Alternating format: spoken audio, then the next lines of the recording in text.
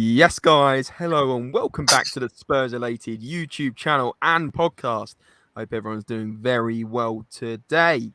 Today, we've got another transfers update video. The last one did absolutely brilliant last night. 1.5k views, I think it got. Let's see if we can get to 2k views today. And by helping us, well, you can help us by smashing that thumbs up button. It does help out massively, I promise you. Today, I'm joined alongside Andre of SpursRelated, all the way from Canada. Andre, how you doing, mate? Oh, I am doing fantastic. It is the end of the week once again. Actually, this week went by pretty quickly with all the news that happened. I mean, we got the James Maddison deal. We got the Winks deal almost ready to go.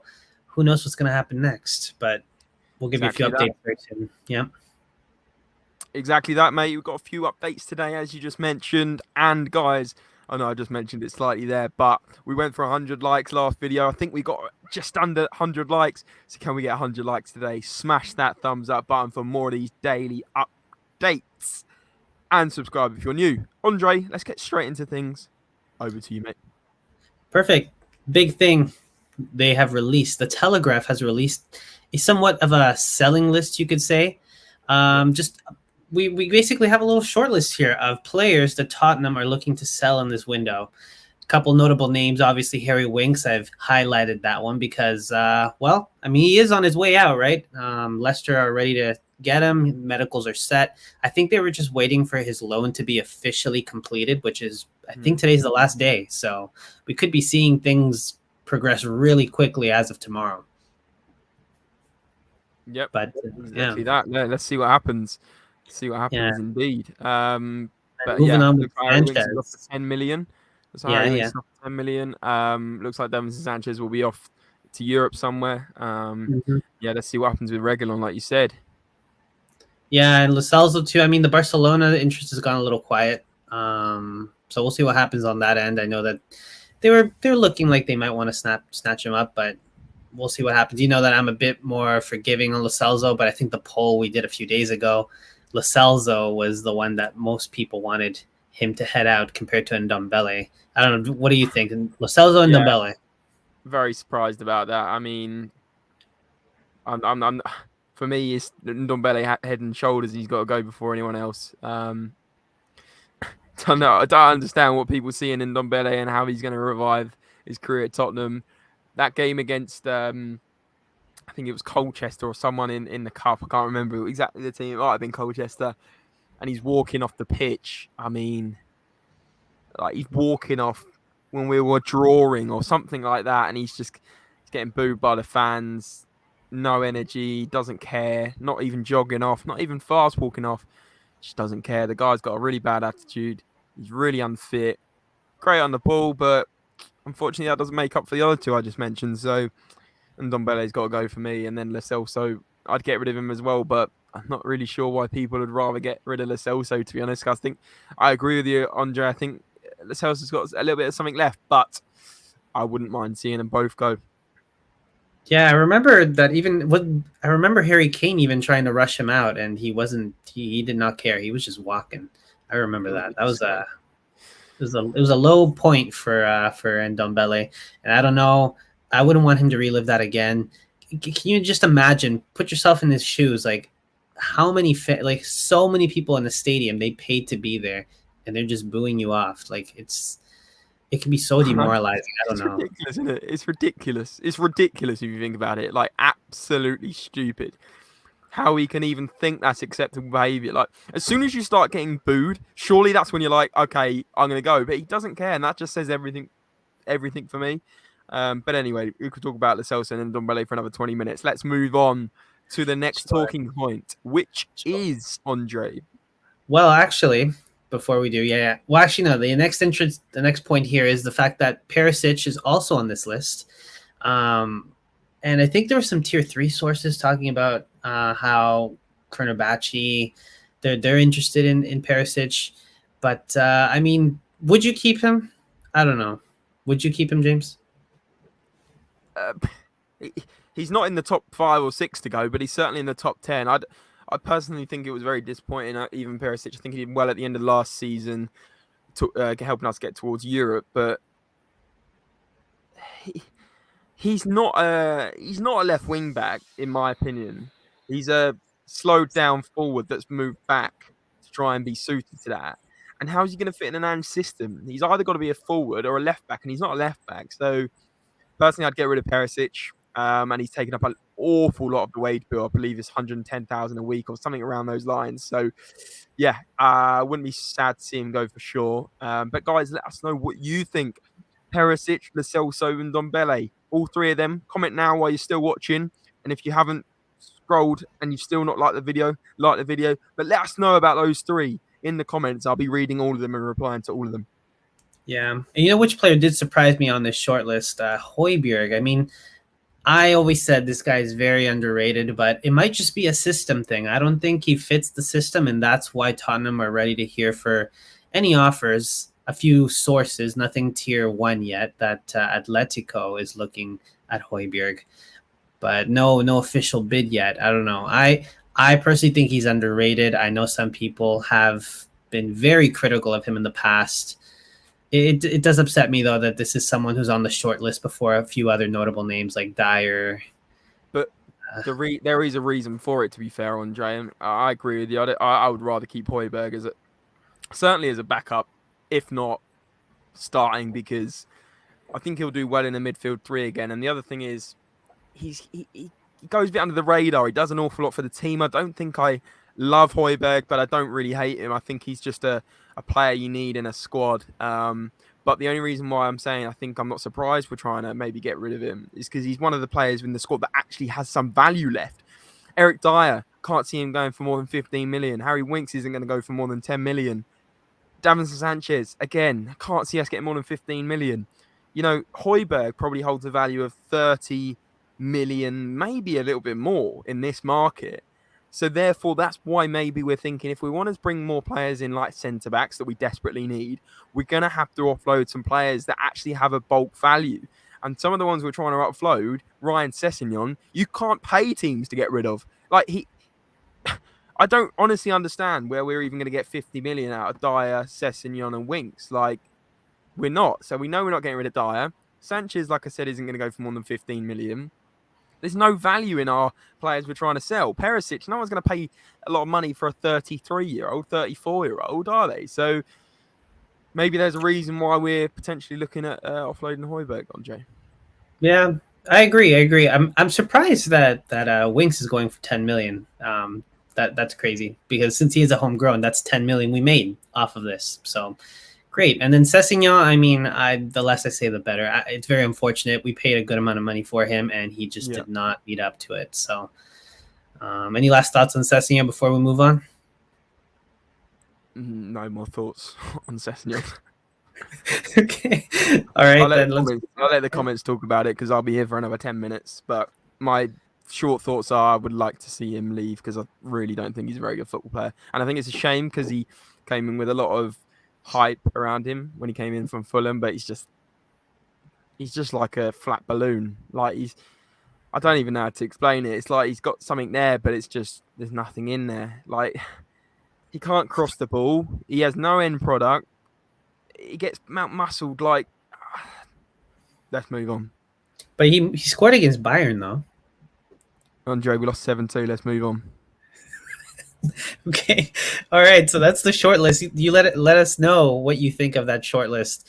But while we are still talking a little bit about that short list, Reguilon has returned to London. That's a little update for you guys. He put us on his Instagram story and letting everyone know that he is back in town, ready to show Postecoglou what he's got, if they even give him that much of a chance, because he is on the short list. And I think it would just be a matter of, if there's clubs interested, they may just sell him, because he does have value still. The fact, I don't think I'm the only one who thinks that he could still have a chance, and I'm sure other clubs think the same. Yeah. See what Ange thinks of him, but again, it's a bit like Sessegnon. He's better than Sessegnon, but also he has no end product. I've talked about it on this podcast before. I remember being in the away end, Brighton v Tottenham, and he got through on goal 3 times in that game. And every single time he put it at the keeper or put in the worst cross ever. We should have scored all 3. Like, genuinely. And it wasn't the only time that season in like 2020, 2021. Mourinho got him playing quite well, and then his end product it's so frustrating to watch because he's quick, he can get down the wing, but then it's like, what's the point? Because his end product is like awful. I don't even know how to explain it. It's like going to the shops and filling your trolley, getting to the checkout, and then not having the money to pay for it. Like, it's a completely pointless process, and you've just wasted your time getting to the checkout with all that stuff, and you've not even got your food. It's the same with running down the wing, beating your man, and then putting in a dead cross or rubbish finish. Like, just it's Wow. disappointing. That's a really good analogy. Wow. I'm going to use that. I didn't even prep that. I just thought of that in my head. People in the comments probably think I've gone mental, but I haven't. Like, that's genuinely how disappointing Reguilon is. No, I agree. It is. You know what? When you really think of it, it's like he can run like for the whole game, all 90 minutes, he will run quickly. And then, but yeah, you're right. If he does get a chance on goal, at one point I just stopped being excited when he was in front of goal because he barely scored. I think there was just that one time with Leeds where it just so happened that it was the comeback for the 2-1, or I think it was the 2-1. But yeah, so we'll see what happens with him. But yeah, the big thing being mainly that he has returned to London. So we'll see what happens with him. The next big point is that there's looks like France interest is growing when it comes to Rodon. I know he was on loan to Rennes, I believe. He was on loan over there. And, I mean, he hasn't really cracked the first team really consistently. He's just had a few chances with us, and then he just gets put back on the bench. So I don't even see us getting much for him. It's kind of an afterthought, no offense to him. I actually think when we bought him, it was a bit of an afterthought. Yeah, I think this was a club signing, one of those where I think we got him when Mourinho was here, didn't we? And it just didn't seem like we were supposed to get Skriniar, didn't happen, and we got Rodon. Yeah, and that wouldn't have been a Jose Mourinho sign. I can tell you that for free. Jose Mourinho buys players experienced, ready to go. It was a club signing and one for the future, and one with awful scouting. I don't want to talk too down on Joe Rodon. I don't think he's an awful player, but I really never think he's going to be great. Even for Wales, he does the job next to like Ben Davies and the Wales defence, but we're talking Premier League. We're aiming for top 4, top 6 here, right? You know, just if we can get decent money for him, I'd let him go. But if not, it looks like it's going to be another loan again to France. Yeah, so looking at either or will work fine because so far it's always been an afterthought with him, and I feel really bad. So if he can find success somewhere else, go for it, you know? Yeah. But let's see what happens with him. We'll update you guys. The next big news here being Postecoglou has confirmed that he has plans for Udogie, and it might be whether it is for him to stay with the club. I think it'll all depend on how the preseason goes. But it's coming from his agent. His agent's been the one speaking to the media about it, how they just wanted to know what the plans were. He's even talking about how he might go back on loan and they want to go to a top Serie A club first before he really cracks into that first team. I personally think the agent might be speaking a little bit too much on Udogie's behalf, but I mean, I'm excited to see what he has to before we actually send him out on loan again. Well, I would hope he's in Postecoglou's plans because we just talked about the guy that I don't think should be. So Sessegnon's not good enough. Reguilon, I can't see staying. Who else have we got at left back? For me, it has to be Udogie coming in as the starting left back, right? So I would personally get Destiny Udogie in at left back to start games this season. Talking about other Serie A teams, like we would be crazy to put him back on loan, and we're not going to sell him because we clearly bought him for the future under Paratici when he brought him in. So yeah, let's just surely give this guy a chance. He's clearly pretty decent, but let's see. Yeah, for sure. I guess the preseason will tell. I'm really excited to see what he has because I'm hearing really good things. But on to the last point for today. It looks like Daniel Levy wants to keep Kane. What a surprise. Bayern's apparently planning another bid for him, and he's like, nope, I'm ready to reject. I mean, water's wet, Andre. The sky is blue. Like, it's a very obvious point here. Of course, Daniel Levy wants to keep him. He's the best striker in the world. Daniel Levy will not let him go unless they get a ridiculous bid of, I'd say, 100, 120 million plus. And not many clubs are going to bid that for a player. 1 year left on their contract, approaching 30 years of age. I think Harry Kane's going to stay this summer unless something drastic happens. Does Harry Kane want to stay? We don't know. Will we find out soon? Maybe, because he's having a meeting with Postecoglou. But Daniel Levy is not going to change what Harry Kane does, other than the fact that if we get a bid come through and Harry Kane goes, I want to go, Daniel Levy has the right to reject it, like he did 2021 when Man City came calling for him and they bid for him. And Daniel Levy rejected several bids from Manchester City. Even Pep Guardiola himself said that Manchester City did bid for him and did everything they could. So you're dealing with a very stubborn businessman that wants to keep his key asset for both footballing reasons, commercial reasons, everything Tottenham Hotspur. When you say Tottenham Hotspur, everyone thinks Harry Kane and Heung-min Son. If we suddenly lose Harry Kane at the end of the transfer window, not only are we losing like a massive part of the club, a massive part of our team, massive part of our goal scoring, how do you replace Harry Kane? We're going to get into the situation if he does leave next season. We're going to get in that situation anyway. So there has to be some long-term plan for Harry Kane and getting a project after he leaves. Or Harry Kane might turn around in this next year when he's on his last year and go, actually, I will sign this contract that Tottenham have put in front of me, because we will put a contract in front of him, whether he wants it or not. Pay him £300,000 a week. Pay him whatever he wants. He is our club legend of the last 50, 60 years. There is no one that comes close other than Jimmy Greaves or the likes of one of them. Give him what he wants, but if he wants to leave, I feel like Daniel Levy should cut him a bit of slack for the amount he's done for this club and potentially accept an offer that is generous enough based on the fact he has 1 year left on his contract. Totally agree. Not to mention that it's a household name. It's really hard to replace a household name. It almost will feel like the end of an era if he leaves. Like, look at Barcelona and like their transition. It took them a couple years when Messi left. That was a household name. You think Barcelona, you think Messi. You still think that to this day. They haven't replaced a household name like that. For us, that's Harry Kane. It'd be very hard to replace him. And I think that right now we're in a position where, since he is on his last year, he is up there in the high 20s. And when it comes to his age, his market value isn't going to be any higher. So he needs to really think of what bids come in. But I do 100% think that him rejecting Bayern's 60 million bid was fine. I totally agree with that one, though. Yeah, that was a joke. That was ridiculous. That was disrespectful from Bayern Munich. I expect better from a good club with a lot of history. But we have run through that very quickly again. 18 minutes for you guys. Hope you did enjoy it. Andre, great work as always. Guys, like I said at the start of the video, smash a like, smash a thumbs up.